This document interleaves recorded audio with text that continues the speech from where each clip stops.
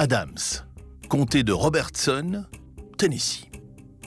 Nous sommes un soir de brume et de mystère. Dans une grande ferme, à l'écart de la ville, vivent depuis près de 20 ans les Bell. Ils sont parmi les propriétaires fonciers les plus importants du sud de l'État. Sur plus de 300 hectares s'étendent des cultures de qualité. Les fils de la famille, d'une main de fer, dirigent de nombreux esclaves, signe extérieur d'une richesse qui dépasse l'entendement dans le sud des États-Unis. Tout semble donc aller pour le mieux dans le meilleur des mondes pour les Bell. La soirée qui se termine est le point d'orgue d'une incroyable tragédie qui vient clore une série de souffrances aussi terribles qu'irréelles. Sous le porche de leur demeure immaculée, Richard Bell, les yeux embués de larmes, assiste impuissant à la chute d'un empire. Celui incarné par son père, John, qui, couché non loin de là, est sur le point de partir pour son ultime voyage. À son chevet, le reste du clan attend l'inéluctable. Tous sont là, tous, sauf une, Betsy. Elle est assise près de la cheminée. Elle a les mains posées sur ses tempes. Elle est torturée, bousculée par une voix qui emplit la maisonnée de plus en plus. Face au jardin recouvert de brume, Richard aussi l'entend, cette voix. « J'ai empoisonné John Bell, et je vous tuerai tous, tous !» Aucun membre de la famille n'a ouvert la bouche. Betsy, gémissant sur son siège, n'est capable de prononcer que quelques mots. La sorcière. La sorcière. Ce soir, le feu qui crépite dans l'âtre semble être le messager de la mort et du mystère. Nous sommes le 19 décembre 1820. Il est 23h et c'est l'heure H de mon histoire.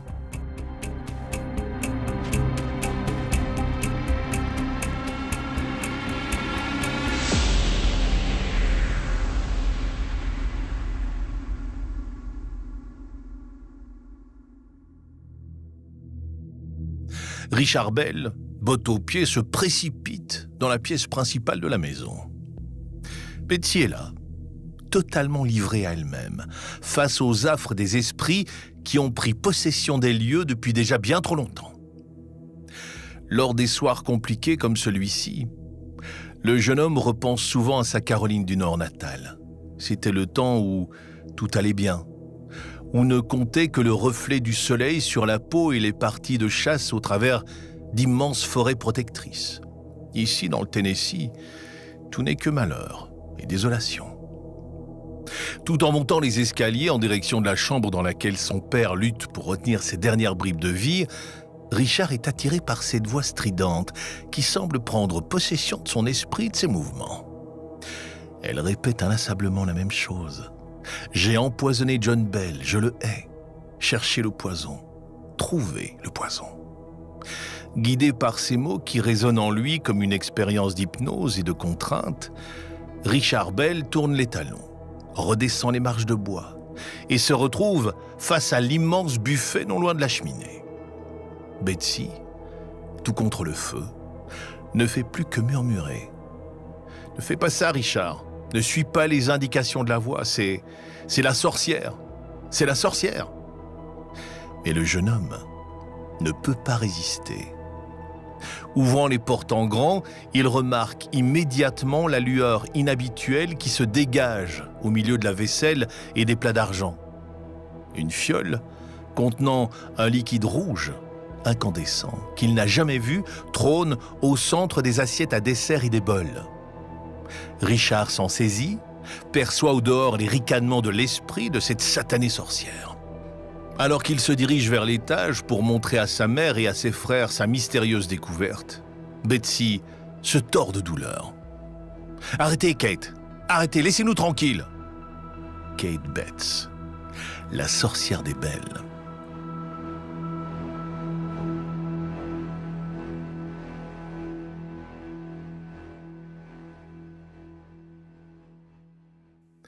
La vieille Kate était une voisine exécrable, avec laquelle John Bell avait eu un différend il y a quelques années de cela. Une parcelle de terre revendiquée par l'un et par l'autre, et les relations entre les deux habitants d'Adams s'étaient dégradées aussi vite que la neige fond au début du printemps. Depuis, la vieille était morte, mais pas son esprit qui, visiblement, hantait la famille. John et Betsy en tête depuis des années. Mais là, voilà que les choses vont beaucoup trop loin. Au milieu de ce climat de sinistrose, John Bell, le père agonisant, a demandé à ses proches de ne pas ébruiter le phénomène paranormal en cours. Après tout, il avait été diacre dans son église, avant de se faire excommunier. Une sombre histoire d'argent qui avait mal tourné, disait-il. Mais avec ce fantôme qui rôde alentour, Richard Bell ne sait plus quoi bien croire. Sur le pas de la porte, le jeune homme est accueilli par sa mère, Lucie. Elle tient à peine debout, elle qui veille son époux depuis des heures. « Ton père vient de plonger dans un sommeil si lourd que je pense qu'il ne s'en réveillera pas. » Et elle a raison. Le coma qui vient de tomber sur John est sur le point de l'emporter. Richard, lui, est obnubilé par la voix qui résonne encore dans sa tête et par la fiole qu'il vient de trouver. Lorsqu'il la sort de sa poche, la surprise est totale parmi les siens. Personne n'a jamais vu ce liquide dans la maison et évidemment, aucun des membres du clan ne l'a placé dans le buffet. Le flacon a pourtant bien été désigné par l'esprit comme la source de l'empoisonnement de John. Pour les aînés de la fratrie, une seule marche à suivre. Il faut vérifier que ce liquide rougeâtre est bel et bien du poison. Oui, mais comment prendre le risque qu'un des membres de la famille y goûte, au risque de perdre la vie? Non, ça c'est hors de question. C'est la plus mauvaise idée possible, on est d'accord. Il faut donc trouver un Kobe de toute urgence. C'est le moment que choisit Sam, le chat de la famille, dodu et tacheté, pour faire son entrée dans la pièce et se coucher sur le lit du mourant.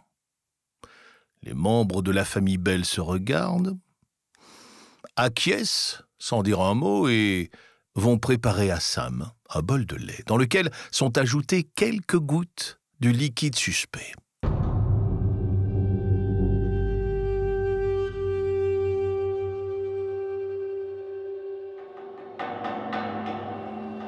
L'animal, peu habitué à être gâté, se jette sur l'offrande, ne perdant pas une goutte du breuvage.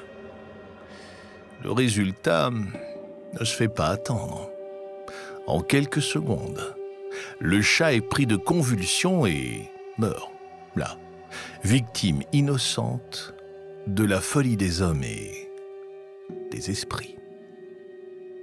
Pour le clan Bell, plus de doute possible. John a bel et bien été empoisonné par le fantôme de Kate Betts. Cette nuit-là, alors que la lune est toujours couverte par sa brume imposée par le mystère, Richard, dans sa chambre, s'attelle à expurger ses démons. Puisqu'il ne peut pas parler, il va écrire. Depuis des années, son journal est tenu au jour le jour. Bientôt, il passera de main en main et finira, une fois la tempête passée, par devenir un véritable best-seller. Adams, le comté de Robertson et le Tennessee en ressortiront changés à tout jamais. Et pour John Bell, il est trop tard. Le 20 décembre 1820, aux premières heures, il s'éteint, emportant avec lui tous ses secrets.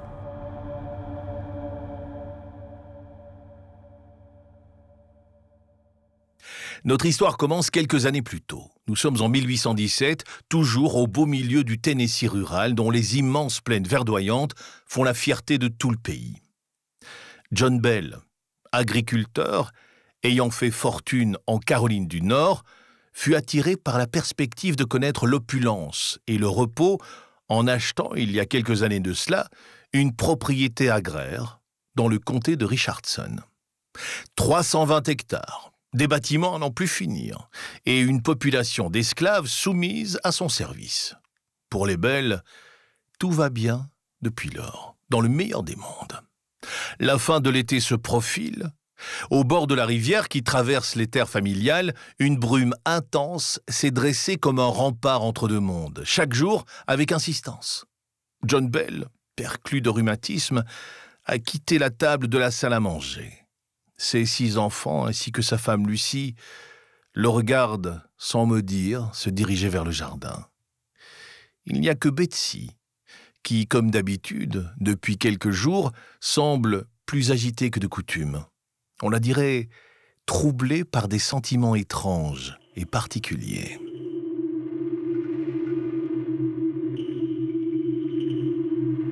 John Bell, une pipe au coin des lèvres, regarde cette brume inquiétante au soleil couchant. Bientôt, elle sera tout près de la ferme familiale. Depuis la dizaine d'années qu'il vit ici, jamais le brouillard n'avait été si présent, si intense. Pas de doute pour le fermier. Il se passe quelque chose. Alors, comme guidé par une force à laquelle il ne peut pas vraiment échapper, John Bell se précipite à l'intérieur, attrape son fusil et s'en va seul en direction de ses champs. Ces derniers s'étendent à perte de vue. À l'entrée de sa culture, l'homme remarque des traces inhabituelles, comme celles d'un animal qui se serait récemment faufilé entre les rangées de maïs. Lorsqu'il lève la tête, le fermier n'en revient pas. Devant lui, dressé comme un i, se tient un chien.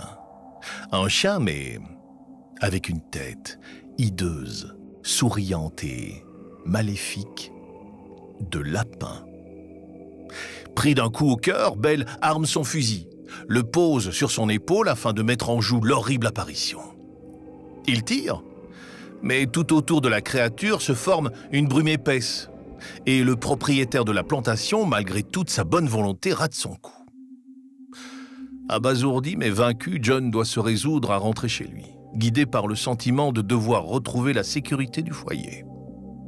Dans le salon, Betsy, sa fille, est de plus en plus agitée. Tremblante, elle pense être malade. À ce stade, la famille l'ignore encore, mais le plus dur est à venir. La malédiction de la sorcière, totale, implacable, ne fait que commencer.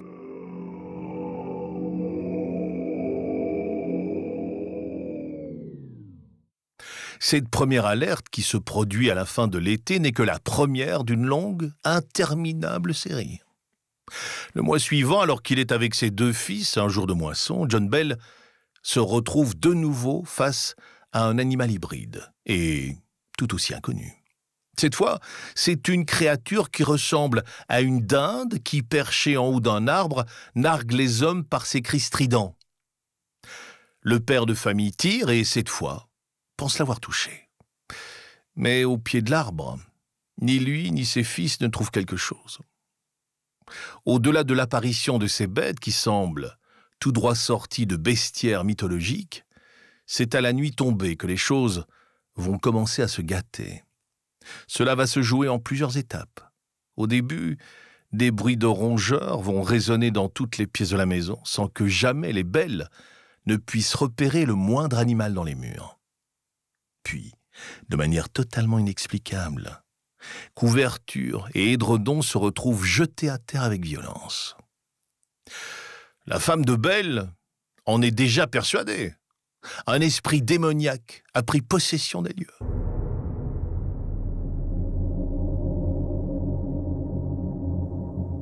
La suite des événements pourrait bien lui donner raison. Betsy est la première à se plaindre de la présence d'une voix dont elle ne peut rien déchiffrer hormis les rires. Puis, le reste de la famille, dont John Jr. et sa mère, entend aussi cette intruse, somme toute particulière. Bientôt, ce sont tous les habitants de la maison qui vivent au rythme de cette apparition mystique, qu'on entend mais qu'on ne voit pas. Elle se fait d'ailleurs de plus en plus distincte. Les Bell ne tardent pas à se rendre compte que la voix est féminine. Et pire, elle va même finir par s'identifier. Elle s'appelle Kate.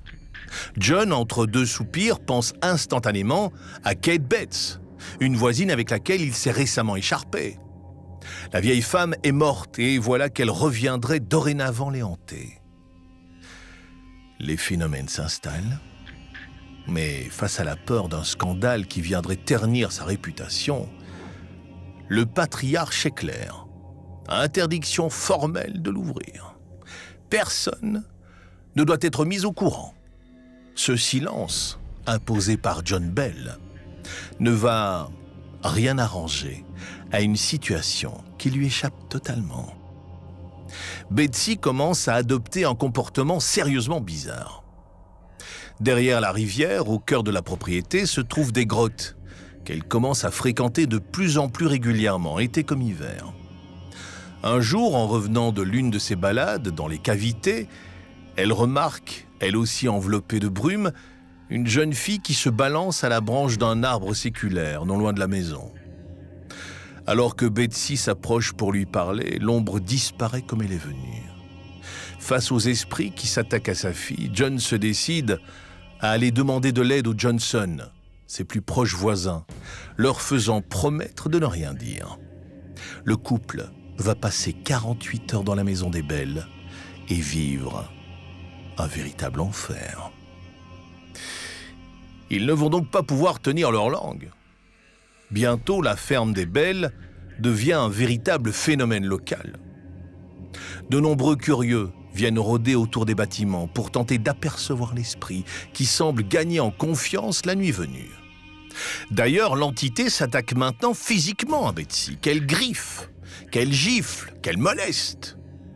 Durant 3 années, le calvaire familial ne va faire qu'empirer, si bien que des professionnels de l'occulte sont mandatés pour leur venir en aide. En vain. La légende raconte même que le général Andrew Jackson, futur président des États-Unis, vient rendre visite à la famille dans l'idée de comprendre ce qu'il se trame. Ayant combattu aux côtés de Bell au début du siècle, il se décide à ne pas le laisser tomber. Mais les chevaux de son convoi, à l'approche de la ferme, refusent d'avancer et s'arrêtent net. Ce ne sera pas la seule bizarrerie vécue par le militaire, qui ne tarde pas à prendre la poudre d'escampette. Localement, les Bells sont dorénavant considérés comme des parias, des maudits, qu'on évite comme la peste. Betsy, qui pourtant cherche à se marier, ira jusqu'à éconduire le prétendant qu'elle préfère sur les intimidations de l'esprit de la sorcière. Et puis vient la catastrophe. John Bell décède, comme nous venons de le voir, d'une bien mystérieuse manière. Le patriarche s'éteint. Tout le monde chez les Bell pense alors que les malheurs des enfers vont se déverser sur la famille. Il n'en est rien.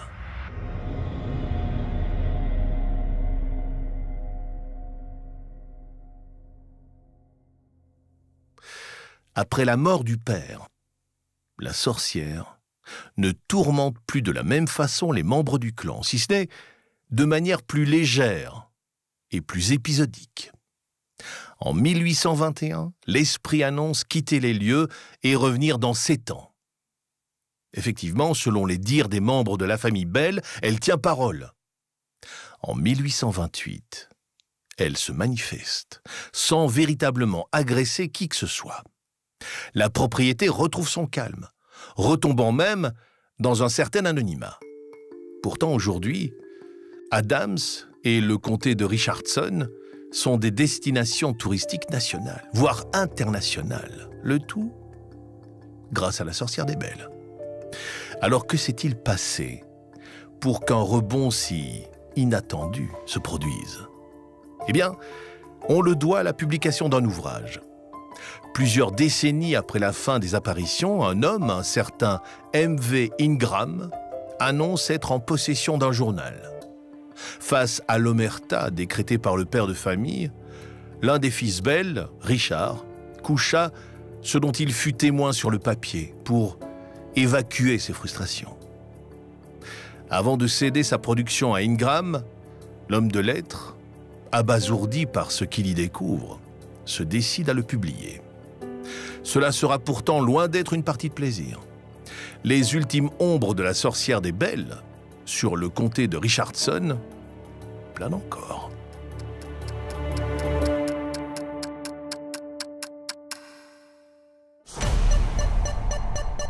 L'heure H. Jean-Louis Lahaye.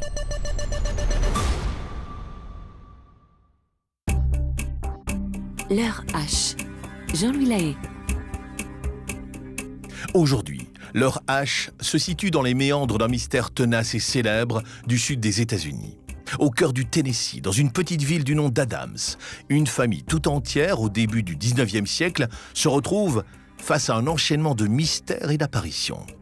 Elle serait le fait d'un fantôme ou d'une sorcière, c'est selon, qui s'est attaquée tout particulièrement à Betsy Bell et à son père, qu'elle finit même par tuer.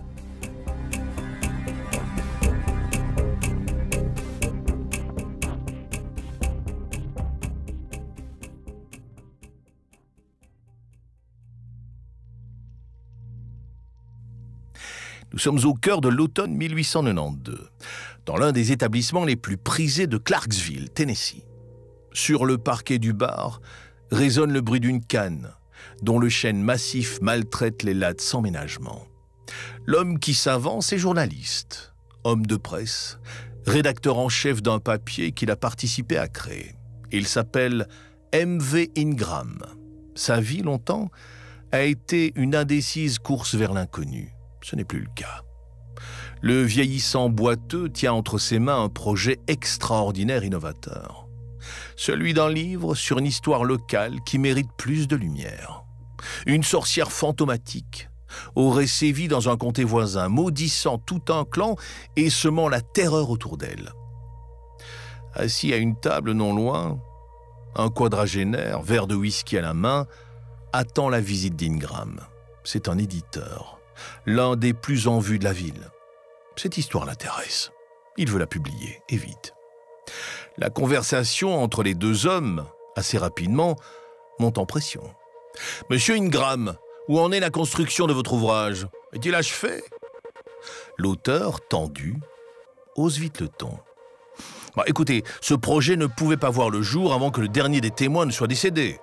C'est chose faite depuis peu, alors laissez-moi travailler. » Mais l'éditeur ne lâche pas. « Je suis désolé, mais il faut que vous accélériez la cadence. Sinon, je vais devoir vous demander le journal dont vous m'avez parlé, celui de Richard Bell. » D'un bond, Ingram se lève. Il en est hors de question. Cette source, c'est la sienne. Personne ne sera autorisé à la voir. Pourtant, son éditeur détient les clés de son succès. Il va donc devoir l'écouter et se mettre plus vite encore au travail. Il faudra 2 ans à Ingram pour sortir son ouvrage. La sorcière des Belles, instantanément, devient le moteur d'un folklore local et national. Pour autant, personne, pas même son éditeur, n'a jamais vu le journal de Richard Bell. Le mystère s'épaissit, et la vérité, elle, se dissimule derrière la brume. Étrange, n'est-ce pas? Mais avant de nous pencher sur le contenu de ce mystérieux journal retravaillé par Ingram, concentrons-nous un instant sur le destin de cet homme qui, c'est un euphémisme, cherche à entretenir le mystère. M.V. Ingram est un homme de presse pour le moins hétéroclite. D'ailleurs, en 1892, il n'est pas encore un journaliste et un éditorialiste expérimenté, loin de là. En réalité, il est né de la terre dans une famille d'agriculteurs, comme les Belles.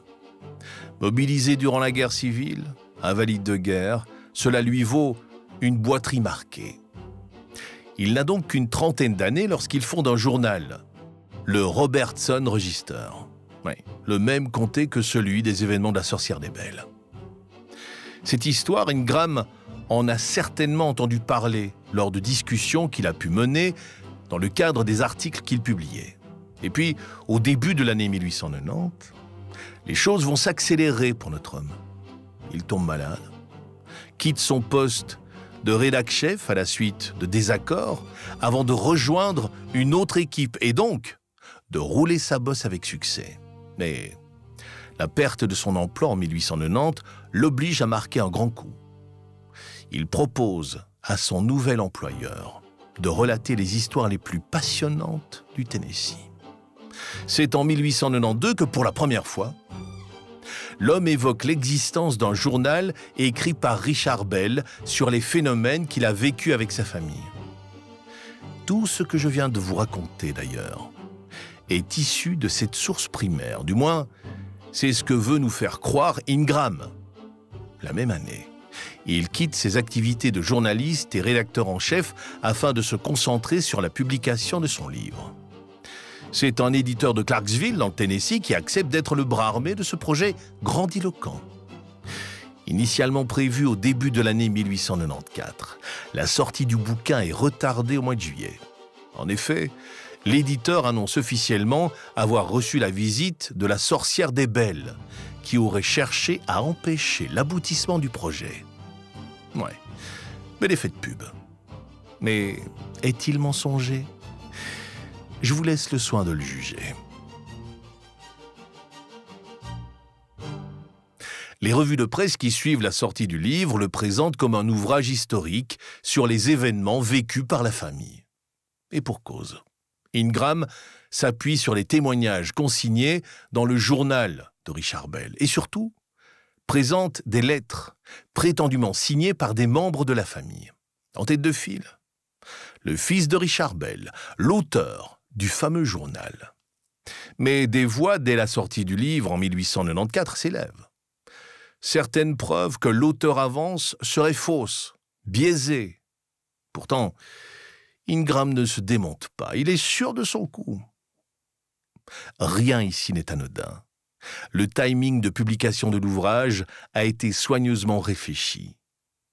En 1890, meurt Joel Bell, le dernier enfant en vie du clan Bell et ultime témoin de première ligne des terribles événements que nous avons ici déjà relatés. La vérité, avec sa mort, glissait dans l'oubli, laissant ainsi le champ libre à ceux qui voudraient bien extrapoler autour des apparitions fantomatiques vécues par la famille.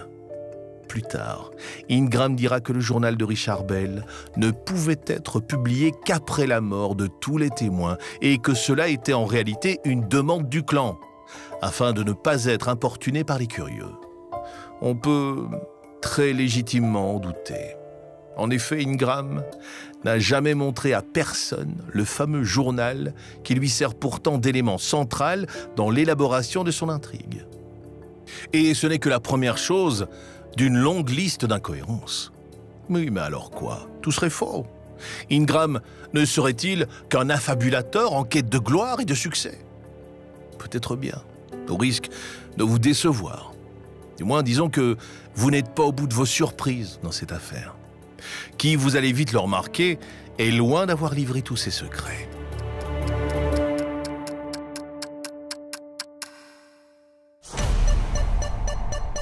L'heure H. Jean-Louis Lahaye.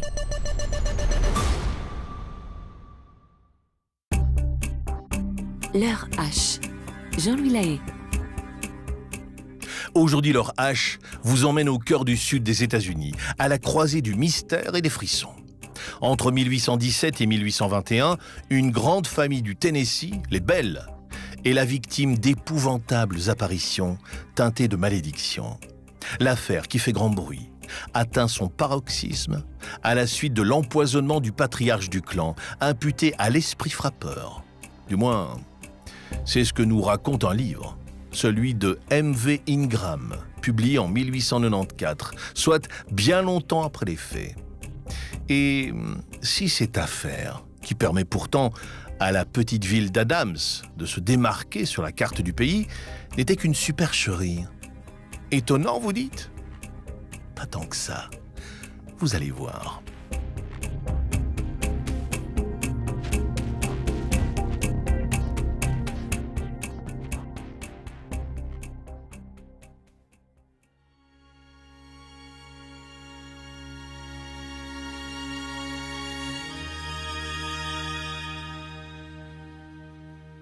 Nous sommes en 1951. Nandor Fodor est un homme de science particulièrement connu aux États-Unis. Le psychanalyste, aujourd'hui, sort d'une conférence visant à promouvoir la sortie de son dernier ouvrage, Haunting People. Alors qu'il est en train de reprendre ses affaires, pressé par le temps que lui impose un timing des plus serrés, il est abordé par un jeune homme. Ce dernier semble tout particulièrement s'intéresser à une affaire traitée par l'auteur en particulier, la sorcière des Belles.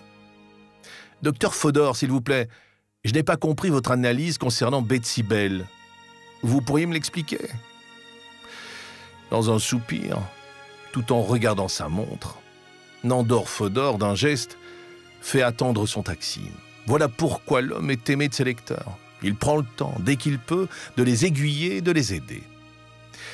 Bien, monsieur, dans ce cas, nous allons devoir nous asseoir une minute. Le scientifique est de ceux qui ne croient pas une seconde aux histoires de fantômes.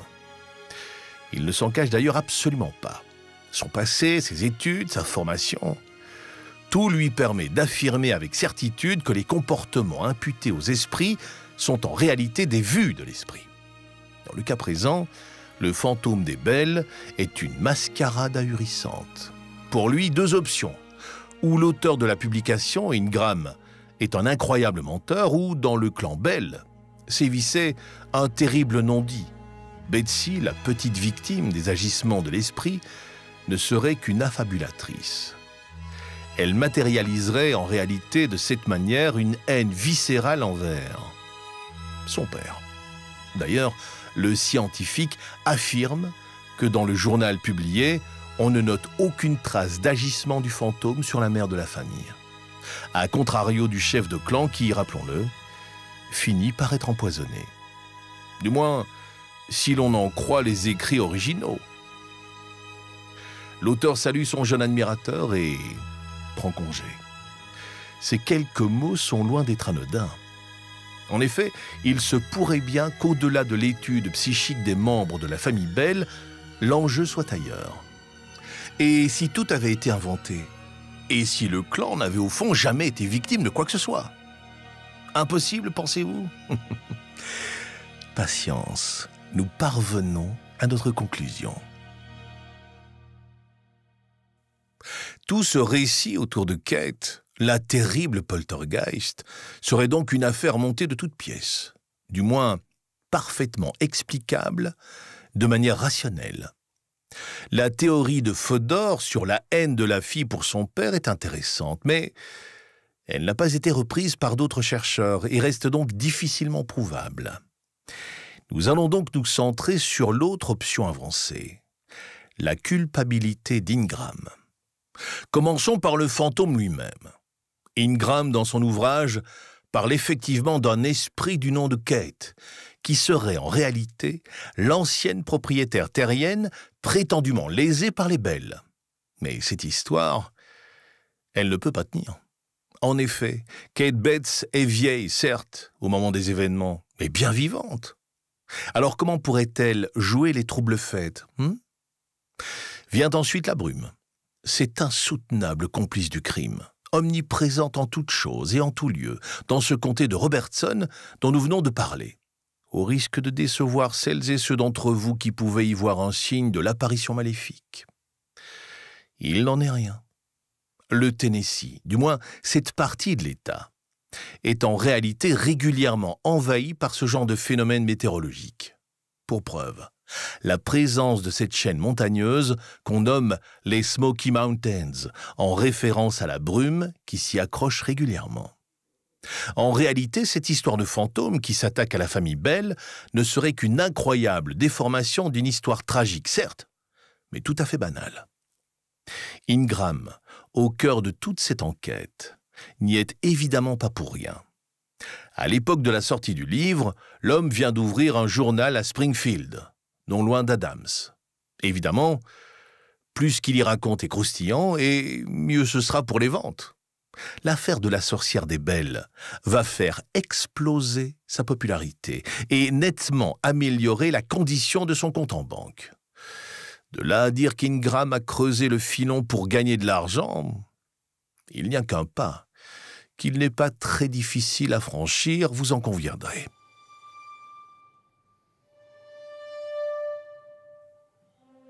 Mais ce n'est pas tout. Les personnes qui émaillent son ouvrage et qui sont rapportées comme des témoins de la situation dramatique des Belles ne le sont en vérité pas vraiment. Pourquoi? Ingram n'a en réalité jamais rencontré une seule personne au contact direct des faits. Il s'est contenté d'amis et de ceux qui avaient pu entendre des bruits à droite ou à gauche. Autant vous dire qu'il n'est pas difficile de démonter sa méthodologie et son parti pris. En effet, et c'est bien connu, la nature humaine est particulièrement complexe et les ragots et qu'en dira-t-on sont bien souvent déformés, reformulés, arrangés ou faussés au fil des conversations. Par exemple, et alors que dans son récit on apprend qu'Andrew Jackson, qui n'est autre qu'un des présidents des États-Unis, a lui-même rencontré l'esprit des belles, nul témoignage de sa part ou de témoin oculaire ne permet de confirmer de telles allégations.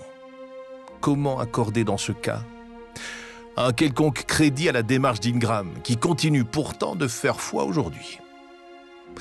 S'il fallait l'enfoncer davantage, j'ajouterais que son ouvrage se base sur un journal écrit prétendument par Richard Bell, qu'Ingram n'a jamais rencontré. Ni lui, ni aucun des autres membres du clan touchés par la soi-disant malédiction. C'est loin d'être sérieux. Pire encore, avant de le publier et d'en vivre le succès éclatant, Ingram attend patiemment que tous les témoins directs des événements passent l'arme à gauche. Le coup fut très certainement calculé. Impossible pour la famille de se dresser contre l'homme de presse, puisque plus personne n'était de ce monde pour le contredire. La légende, elle, a galopé dès la sortie du papier. Il nous serait peut-être même possible d'aller encore plus loin. Ingram n'a jamais voulu montrer le journal de Richard Bell à quiconque. Et si, à court de liquidité, M.V. Ingram avait tout inventé de A à Z? Pas tellement, vous ne croyez pas? Mais l'auteur, si tant est qu'il fût un menteur de la pire espèce, n'est pas le seul gagnant dans cette affaire. Adams, tout comme le comté de Robertson, se retrouve sous le feu de nombreux projecteurs grâce à la sorcière des belles. L'entité est devenue une véritable attraction touristique et une source de mythologie locale. Les enfants de Washington ou Détroit ont le croque-mitaine. Ceux d'Adams, eux, vivent avec la peur de voir Kate, l'esprit frappeur, apparaître à leur fenêtre. Hormis le fantôme et la brume, les derniers personnages principaux de l'intrigue, si l'on peut dire, ce sont les grottes entourant Adams. Source de légendes et de fantasmes depuis des siècles, elles attirent autant qu'elles inspirent la peur. D'ailleurs, les témoignages d'apparitions ou de phénomènes paranormaux au cœur des cavités de pierre sont menés courantes dans le coin. La petite communauté d'Adams, elle, remercie certainement tous les jours la sorcière des belles d'exister.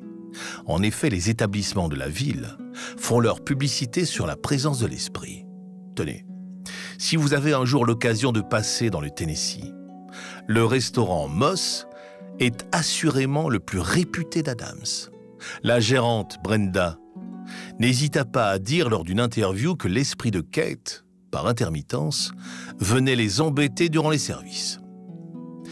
Des festivals et des actions culturelles autour du démon sont menées, notamment une compétition de country qui porte le nom de Concours de la sorcière belle.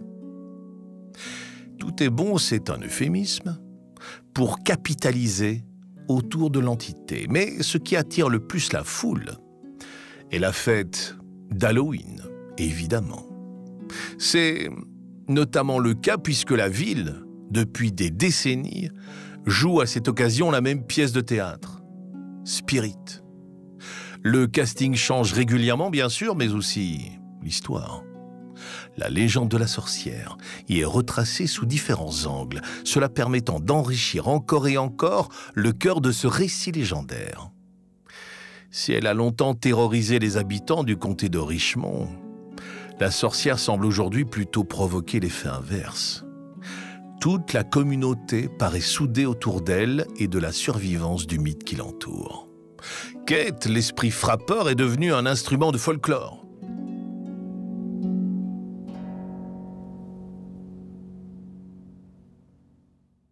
Des membres de la famille Bell, surtout des petits-enfants et arrière-petits-enfants, se sont mis dans les années 1920 et 30 à publier eux aussi des ouvrages, avançant entre autres faits que la sorcière avait annoncé à Betsy qu'elle allait revenir 107 ans après sa dernière visite, soit en 1935. Et je vous le donne en mille, et évidemment, rien ne s'est passé à cette date. L'histoire de ce phénomène mystérieux, au fond, est l'archétype de ce que peut devenir une histoire somme toute classique, lorsqu'elle se raconte de génération en génération. Le récit devient une légende et la légende, elle, devient un mythe. Le cercle est immuable et promet certainement à la ville d'Adams et au comté de Richmond de connaître encore de très nombreuses années de popularité et d'accroissement économique. Quoi qu'il en soit, la sorcière des Bell, bien présente ou fantasmée, est au cœur d'un folklore local qui trouve un écho partout aux États-Unis. Cette incroyable ferveur spirituelle n'est certainement pas prête de s'arrêter. En effet, l'esprit est entré par la grande porte au panthéon de la pop culture, le tout grâce à un film d'horreur que les plus sensibles d'entre vous devraient certainement s'abstenir de regarder. Allez, je vous donne quand même son nom. Le Blair Witch Project. Attention aux frissons. Je vous aurais prévenu.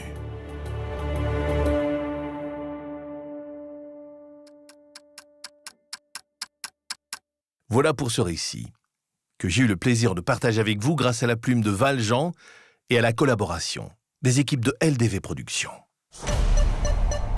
L'heure H. Jean-Louis Lahaye.